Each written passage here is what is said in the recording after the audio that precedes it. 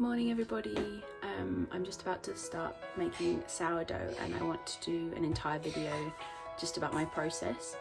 I have a very simplified sourdough process that I do because I bake all of our bread and it needs to be simple because I have a toddler, and so I want to share that with you because I feel like sourdough is really confronting and scary for a lot of people and it doesn't need to be. I think it can be as bougie and detailed as you like, and you can strip away a lot of the things to get still a beautiful loaf of bread with minimal hands-on time. So I want to share with you my little method, my rhythm, and yeah, I'll be doing that today. So I measure everything in grams, so I'm just putting in this recipe I'm doing 700 grams of organic white flour and 300 grams of organic spelt flour, and then 200 grams of my starter, which I take straight from the fridge. I also include 10 to 15 grams of sea salt,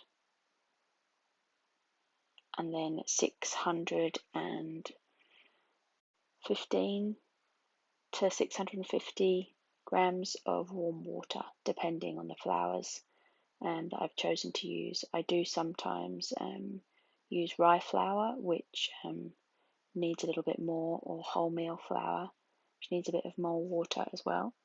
And then I just combine these together. This just takes me probably 5 minutes in complete total.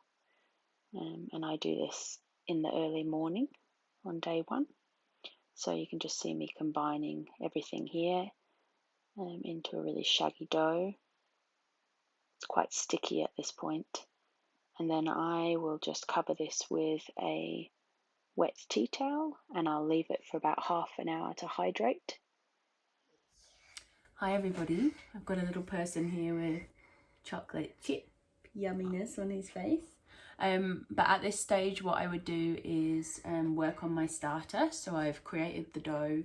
I have a little bit of starter left. This is actually probably a bit more than I generally like to keep. I usually just have very small dregs of starter left, and it's great for the little yeasties because they have to, that's the starter.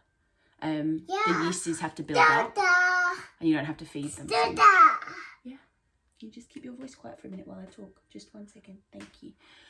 So what I'm going to do now is I'm going to put 100 grams of flour in there and enough water to make it into like a thick pancake batter, and then I'm just going to pop it back in the fridge, and then I won't feed that until the next time. Until the next time I make bread dough. Bread dough, yeah.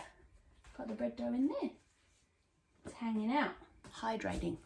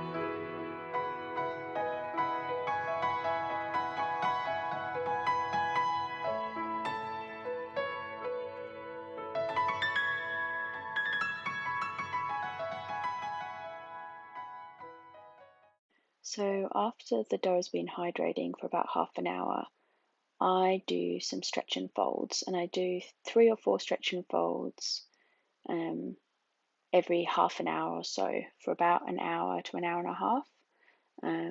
I just do this when I walk past and when I remember, so I'm very relaxed with it. But as you can see here, I'm just stretching the dough and then folding it back in on itself.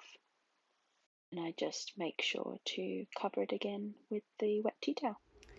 So this little guy is just going to hang out here with a wet cloth over the top. You can also use cling wrap or like a plastic backed cloth as well, but a wet tea towel seems to work fine for me. And it's just going to hang out here until this evening, kind of after dinner before I go to bed, and it will have around about doubled in size by that point. So I just completely leave it at this point covered up from the morning all the way through until just before I go to bed. It's now the evening time here, and I'm just flouring the surface with some plain flour, and my dough has now doubled in size. It's quite light and fluffy, and I'm just scraping it out of the bowl onto the floured surface, and I'm going to cut it into 2 even pieces, and then with one of those pieces I am going to start rolling it over itself in one direction, and then turning it 90 degrees and rolling itself again. And then I am basically creating a ball with tension at the top, so I'm tucking and turning at the same time. I'm flouring the top of the ball, popping it inside a basket with a tea towel and with some flour in the base, and I'm going to turn it upside down so that the tension surface is touching the kitchen towel, and then I'm going to wrap the rest of the kitchen towel over the top, and I'm going to pop that in the fridge, and I'll do that again with the second loaf as well. So I'm just folding it over itself, rolling it, and then turning it 90 degrees and doing the same again. And then I'm just using my hands to tuck the dough into a ball, rotating it slightly as I do.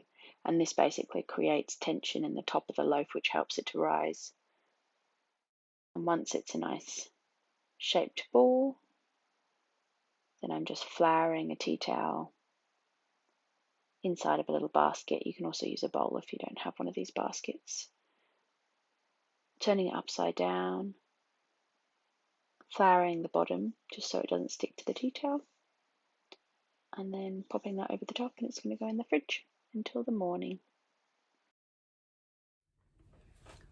Good morning, everyone. So it's the next day. It's about 7-8 o'clock ish. It doesn't really matter too much, and what I do is the first thing when I wake up, I take my bread loaves out of the fridge. You can see here it's risen a little bit, but quite slowly over the night, and I turn my oven on to 220 degrees and for about half an hour. So I let the oven heat up and these guys cool down a little bit. Yeah, this is our bread, making fresh bread. Fresh bread. That's what it looks like. Fresh bread, yeah. So I'm gonna now transfer the first loaf into my Dutch oven. I don't actually have a Dutch oven, so what I use is a cast iron frying pan with a bit of baking paper inside, and then I have a bowl that I put on top. And so I just turn the bread outside so that the tensioned beautiful top is right side up, and then I do a light score with a very sharp knife, and then I just pop the bowl on top, and then that's going to go in the oven for 20 minutes with the bowl on, and then after that 20 minutes it's going to cook for another 20 minutes with the bowl off.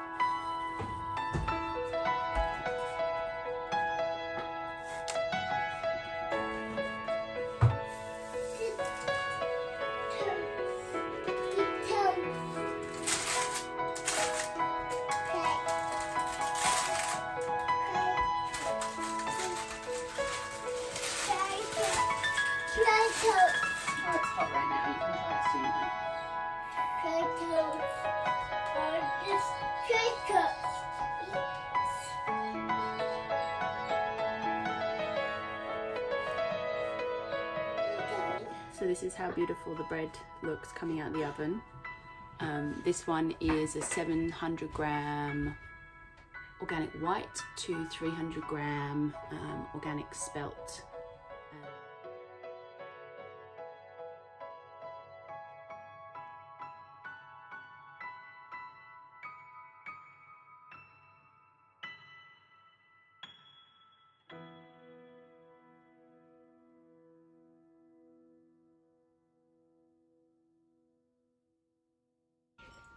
Is that good bread, Izzy?